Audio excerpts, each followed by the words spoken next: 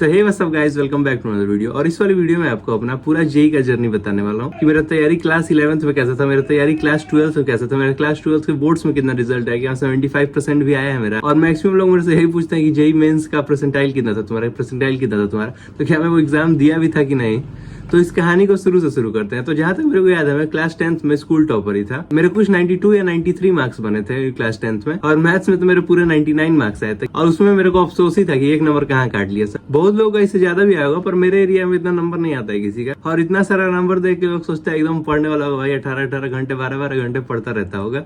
पर मैं तो बिल्कुल ही अपोजिट था उसकी। मैं दिन रात गेम खेलते रहता था। मैं तो आज शौक हो जाता हूँ कि लोग 10-10 12-12 घंटे पढ़ता है 10th क्लास के लिए। इतना सिलेबस ही क्या है उसमें। मैं तो लास्ट का 3-4 महीने में पढ़ना ही शुरू किया था, और उसी में मेरा इतना मार्क्स आ गया। और शुरू से पढ़ता तो क्या पता 95-96 आ जाता मेरा।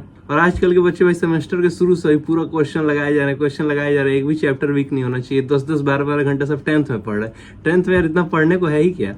और स्कूल में भी भाई मैं खतरनाक बदमाशी किया, और उसमें भी सबसे बड़ा बात ये था कि मेरे मैक्सिमम गलतियों को टीचर्स लोग इग्नोर कर देते थे, क्योंकि मैं पढ़ने में थोड़ा तेज था। और जिन दोस्तों को मैं ही मोटिवेट करके वो काम करवाया था, वो सब फंस जाता था बेचारा बार बार, क्योंकि वो लोग का नंबर उतना आता नहीं था, तो टीचर उन लोगों को कूट देता था। और ऐसे ही मेरे को याद है, क्लास 10th हम लोग की क्लास में एक नया नया कैमरा लगा हुआ था, और मैं और मेरे दो दोस्तों के मन में आया कि उस कैमरे को काट देते। क्यों का कोई जवाब नहीं है, छोटे थे कि क्या थे, बस मन किया कि हाँ नया नया कैमरा है, उसको काट दे। मेरे एक दोस्त के मन में आया कि उस कैमरे को अपने बुलेट के पीछे लगाएंगे तो मस्त लगेगा, एकदम चमकेगा। बस उसी के चलते हम उस कैमरे को काट दिए। उस कैमरे को टेबल के ऊपर चढ़ के कैंची से काट दिए। क्यों काटे, क्या काटे, किस लिए काटे, चाहे कोई जवाब नहीं था। ना ही हम लोग उस कैमरे को घर लेके गए, उस कैमरे को घर पे कहीं लगाएंगे, काट को वहीं छोड़ दिए। बस हाँ मजा आया।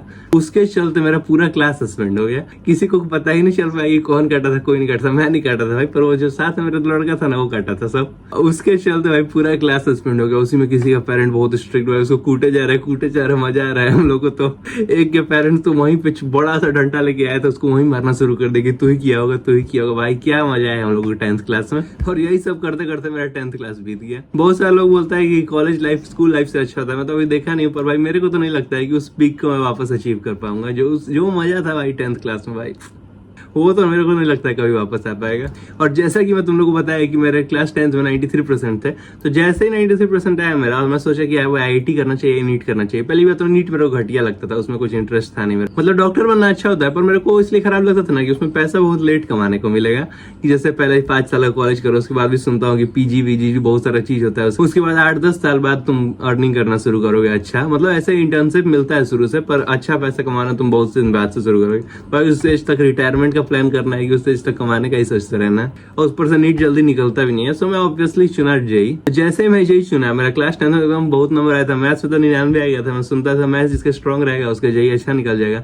तो मैं तो सोचा अब तो Air 1 पक्का है, अगले बार मोदी जी मेरा ही नाम लेंगे, क्योंकि इंडिया के prime minister all India rank 1 का नाम ट्वीट करते हैं। तो मैं तो सोचा अब मेरा नाम आना पक्का है। और इसी ओवर कॉन्फिडेंस के साथ मैं कोचिंग ढूंढने लगा। इसलिए नहीं कि मैं कहाँ से पढ़ूं, इसलिए कि किसको सौभाग्य प्राप्त होगा कि Air 1 को वो पढ़ा है। यही सोच के मैं कोचिंग ढूंढ रहा था कि कहाँ जाइए Air 1। इतने मजे में था ना भाई, मैं क्या बताऊं। उसके बाद मैं सोचा कि ऑफलाइन जाना चाहिए कि ऑनलाइन जाना चाहिए। तो मेरे को घर से बाहर रहने की आदत नहीं है, मेरे को घर ही पे मजा आता है। तो मैं सोचा कि ऑनलाइन ही जाता है। मेरे बहुत सारे दोस्त ऑफलाइन भी गया था, यहीं पढ़ा हुआ है सब, किसी का कुछ नहीं हुआ। तो मेरे को तो लगता है कि वो डिसीजन सही ही था। 10th के बाद अपना कोचिंग और कॉलेज वॉलेज सब सेटअप करने के बाद मैं सोचा कि अब मेरे को पढ़ना शुरू कर देना चाहिए, क्योंकि हम लोग का बैच 10th अप्रैल से शुरू होने वाला था। मेरे को आज तक याद है कि 10th अप्रैल से हम लोग का बैच शुरू हो रहा था, शायद 2023 में। तो मैं सोचा कि सब कोई 10th अप्रैल से तैयारी करेगा, तो मैं Air 1 कैसे आऊंगा। तो मैं अपना फुल दिमाग लगाया कि मैं पहले ही सब चीज खरीद लिया, और उसी टाइम नया नया खजाना आया था कि आपको पिछले लेक्चर्स का भी एक्सेस मिल जाएगा। तो मैं सोचा कि मैं पूरा सिलेबस पिछले लेक्चर से ही कंप्लीट कर लूंगा, और सबसे आगे भी रहूंगा, तब ना ऑल इंडिया रैंक बनाऊंगा। तो इसीलिए मैं खजाना से ही पढ़ना शुरू कर दिया था। पर ये जो अर्ली स्टार्ट है, इससे मेरे को बहुत फायदा हुआ। मेरे टेस्ट में बहुत मार्क्स आने लगे। शुरू में मेरे फर्स्ट टेस्ट में आया था शायद 91, मतलब फर्स्ट शॉर्ट टेस्ट था उसमें आया था 91। उसके बाद जो लॉन्ग टेस्ट हुआ था उसमें आता था मेरा 220+, सब में 220+। 200 से तो कम मेरा आया ही नहीं किसी टेस्ट में। 11th क्लास में बहुत अच्छा था। 11th क्लास उतना हार्ड भी नहीं लगा था मेरे को। 11th क्लास में बहुत मजे से ही पढ़ रहा था मैं, क्योंकि 2 क्लास होता था शाम में। और उसमें भी ये नहीं कि पूरा दिन भाई पढ़ते रहो। मैं कभी भी पूरा दिन पढ़ने वाला बच्चा ही नहीं था कि एकदम डेडिकेशन से दुनिया जहान भूल गए हो, एकदम पढ़ रहा वैसा बच्चा ही नहीं था मैं। कि पढ़ता भी था, खेलता भी था, सब करता था, पर मेरे टेस्ट में अच्छे मार्क्स आते थे। मेरा बैकलॉग भी नहीं था। 11th में तो मैं बैकलॉग का नाम ही नहीं जानता था। मैं सोचता था कि लोगों का बैकलॉग कैसे हो जा रहा है। उसके बाद आया दिवाली का टाइम, और तरुण सर हम लोग को पहले से बता दिया कि दिवाली में ही आधे एस्पिरेंट्स इधर उधर हो जाते हैं। उस टाइम कोनिकल सेक्शन चल रहा था हम लोग का, जो 5 चैप्टर का यूनिट होता है ना, स्ट्रेट लाइन, पैराबोला, सर्कल वाला यूनिट, वो चल रहा था हम लोग का। और सर हम लोग को बोले थे कि दिवाली के टाइम ही आधे एस्पिरेंट्स इधर उधर हो जाते हैं, तो तुम लोग अपना ध्यान से पढ़ना, और ये बहुत इंपॉर्टेंट यूनिट है, सो इसको छोड़ देगा तुम लोग का जेई रिजल्ट इधर उधर हो जाएगा, इसीलिए तुम लोग अच्छे से पढ़ना दिवाली में, एक भी दिन मिस मत करना। और उस टाइम भी मैं फुल ओवर कॉन्फिडेंस पे बोल रहा कि हाँ मैं तो पढ़ूंगा। पर भाई जैसे ही दिवाली का टाइम शुरू हुआ, मैं इधर उधर खेलने में रह गया, पटाखे खरीदने चला गया। किसी दिन दुर्गा पूजा भी उसी टाइम होता है हम लोग यहाँ, तो छठ पूजा भी होता है उसी टाइम, उसी में मेरा सब खत्म हो गया, मतलब सब इधर उधर हो गए सारे चैप्टर्स। तो मेरा सर्कल, पैराबोला, हाइपरबोला, इलिप्स, ये 4 चैप्टर छूट गया था उस यूनिट का। फिर भी मैं कुछ ऐसा डिप्रेशन में नहीं चला गया था कि मेरे 4 चैप्टर छूट गया है। मैं उसको सोचा था कि बाद में कंप्लीट कर लूंगा सिलेबस एंड होने के।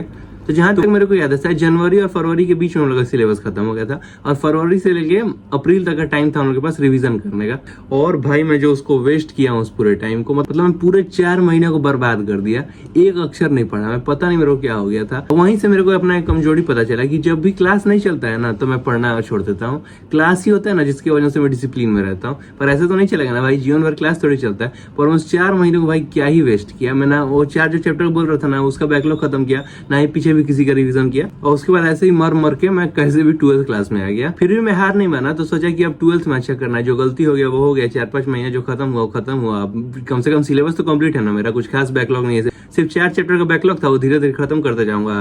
और यूट्यूब पे भाई फालतू में दिख जाता था हमेशा कि 11th खत्म, तो उसी में ओवर कॉन्फिडेंस पे आ गया कि बहुत सारे लोगों का तो 11th ही खत्म है, मेरा तो सिर्फ 4 ही चैप्टर छूटा है ना। और क्या ही फर्जी बात है भाई वो कि मेरा 11th खत्म हो गया, वो सब फालतू है, वो सब कभी देखना भी मत। उसके बाद से मैं आज तक कोई मोटिवेशनल वीडियो नहीं देखा हूँ। जब तुम लोग गलती की हो तो तुम लोग को रिग्रेट होना चाहिए, वो सब देख लोगे ना तो अपनी गलती के बाद भी लगेगा कि हाँ वो सब भी तो किया था गलती, मैं अकेला थोड़ी हूँ। और उसके बाद भाई मेरा क्लास 12 शुरू हुआ। क्लास 12 में भी वही गलती किया जो मैं क्लास 11th में किया था, कि मैं इसमें भी खजाना से ही पढ़ने का सोचा कि सबसे पहले सिलेबस खत्म कर लूंगा, उसके बाद ऑल इंडिया रैंक 1, उसके बाद क्या करना है।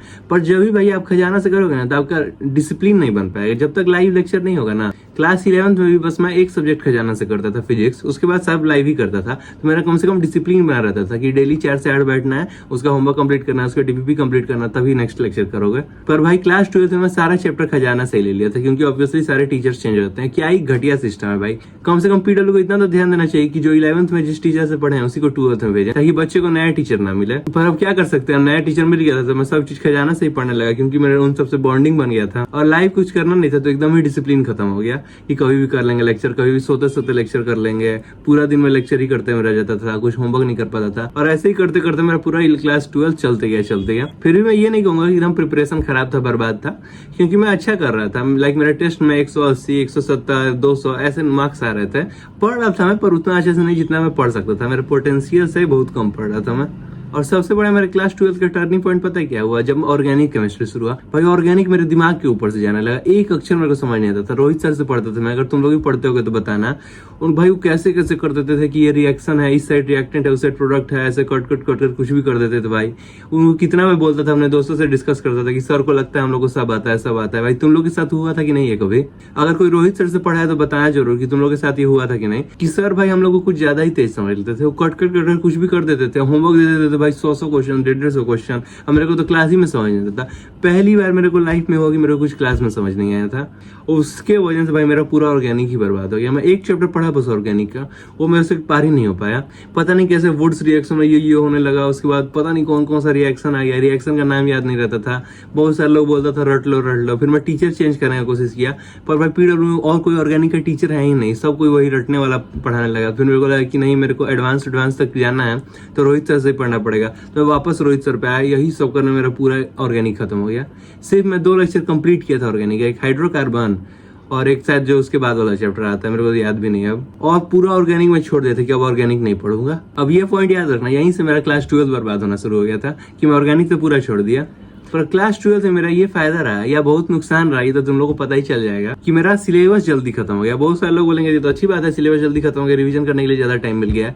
पर भाई यही सबसे बड़ा गलती हो गया था मेरे से कि मेरा सिलेबस अक्टूबर-नवंबर में ही खत्म हो गया। पर भाई उसके बाद फिर दिवाली छठ पूजा का टाइम आ गया, उसमें मेरा पूरा टाइम वेस्ट हो गया, 1 महीना वहीं चला गया। ऊपर से जो मेरा 4 चैप्टर का बैकलॉग था उधर, 1-2 चैप्टर इधर भी बैकलॉग हो गया था, और पूरा ऑर्गेनिक भी बैकलॉग ही था मेरा। तो उसकी वजह से मैं और पढ़ना छोड़ दिया कि भाई इतना सारा चैप्टर कैसे कंप्लीट होगा, इतना सारा चैप्टर कैसे कंप्लीट होगा।